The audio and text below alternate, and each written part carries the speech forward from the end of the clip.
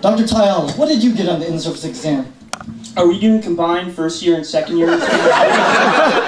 Combined, of course. 99%. And I agree with the brew, this is bullshit. Why the hell are we here anyway? We didn't kill him, the infection did. If you ask me, we should cut this short and hit up Hoboken for some drinks. Because this bar is out of Stoli.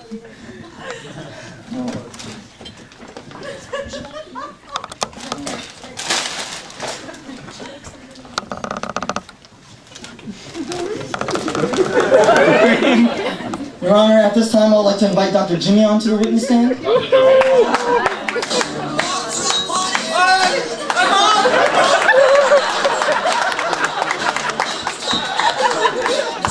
works, it works. Please behave, Dr. Jimmy, what did you get on the in-service exam? The in-service? I didn't take it here, I took it in Jordan. I remember I got 99% though. Dr. Jimmy, did you really go to medical school? Yeah, I went to school. Dr. Jimmy, terrorist school doesn't count. Your Honor, I would like to show you Exhibit A.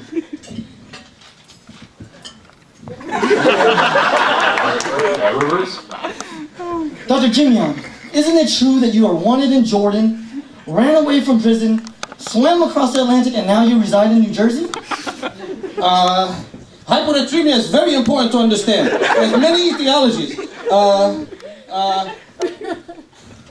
Dr. Jimmy, it says here that you started the patient on antibiotics.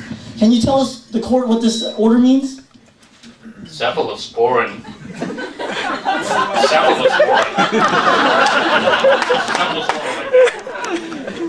Dr. Jimmy?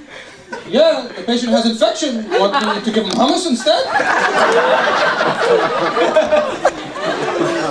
Dr. Jimmy, Yeah. there are many cephalosporins. Which one? Never mind. It also says here you brought the patient food from home. Is this true? Let me tell you a story. My wife, she's great cook, great cook. She cooks enough from here all the way to everybody can eat. She goes to, but they don't fit the refrigerator when you finish, too much leftovers. So I bring to the hospital to help all the patients. We cut down on cost. Now, Dr. Jimmy, you brought honey and Arabic pastries to a diabetic patient with a blood sugar of 992? In Jordan, eating sugar doesn't affect your blood sugar. That doesn't even make sense. This is actually very well known in Jordan. It's published in a famous Jordan, Journal of Habibi. Dr. Perez, I recommend that Dr. Jimmy be arrested and removed from the court. Granted. We are granted bailiff. Take What? attention. Jury. لا لا دخلني دخلني يا عمي I love America I love America Obama I voted for him.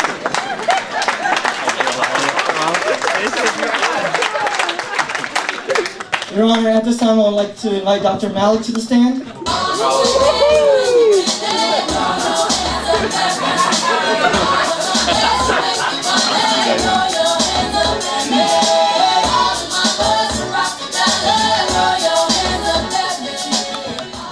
Dr. Malik, what did you get on the in-service exam? 99% on my in-service.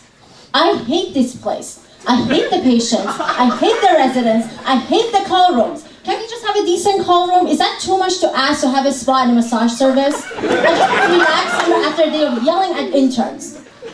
Dr. Malik, you decided to intubate the patient because you documented that he was in respiratory distress. Can you please explain to the court what happened? Honestly, after all this court thing is done, I think we should go meet up with Tyal in Hoboken and have a drink. Anyway, the patient was in respiratory distress. I'm aware of that, Dr. Malik, but can you elaborate? Oh, there's this great place in the city where my girls come down to hang out with me. We go to the city and hang out in this place. It has a great entrance. It's so clean.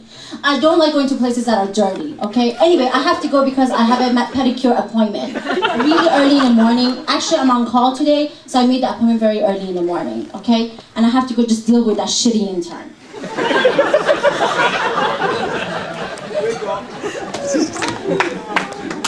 Your Honor, at this time I would like to invite Dr. Mohammed to the stand. Yeah, sure.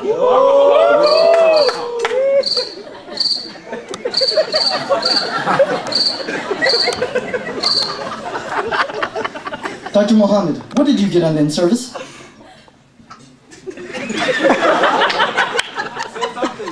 Dr. Mohammed, it states here that you got a 99% on the in-service, and you will be the next cardiac fellow.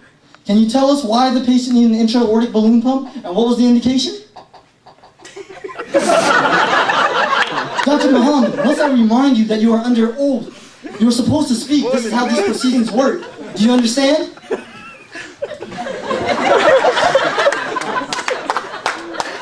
Who chose the chief as mute? I'd like to meet that guy. Order. Take him to Guantanamo Bay with Dr. Julian. Your Honor, at this point in time, I'd like to invite Dr. Hannah, or better known as the guy who's always smiling, to the stand. Smiley guy. Where's my dog?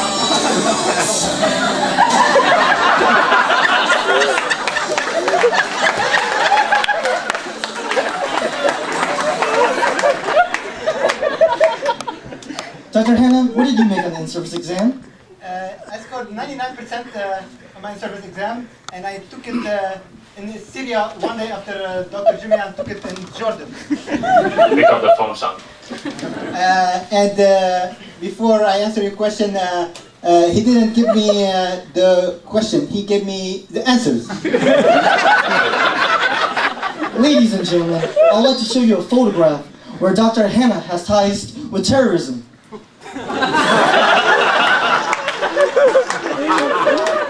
As you can see, this man has fooled the world with a smile, and he's planning something big. Yes, indeed. Stop smiling, son.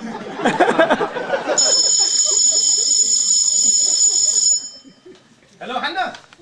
This is Jumian. How are you? Hello, Julian. How are you? Listen, I'm in Guantanamo Bay. They sent me over there. I don't know what I did. But I get one phone call. I'm calling now. How are you? I'm good, how are you? Good. Please do me a favor. Go to my house. All the leftover food that my wife has, bring it. Diabetic patient. All of Dr. Benedict's patients. Give them all diabetic patients, please. Of course I will. As we can clearly see, this man has ties with terrorism. He's also a close friend with Jimian, whom we haven't even confirmed went to medical school. What do you have to say about that, Dr. Hannah? Of course. Yes. Please, bailiff, get him back to Guantanamo Bay with Dr. Julian. And don't smile on my roof. Get to him. Get his hell out of here. Your Honor, at this time I would like to invite Dr. Saraf to the witness stand. French national anthem.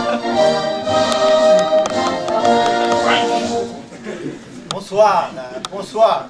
Dr. Saraf, it shows that you put a chest tube in a patient. Can you tell us why you did that? Well, I placed a chest tube in this patient because he had a tension pneumothorax that happened while the nurse was putting a hep lock on him.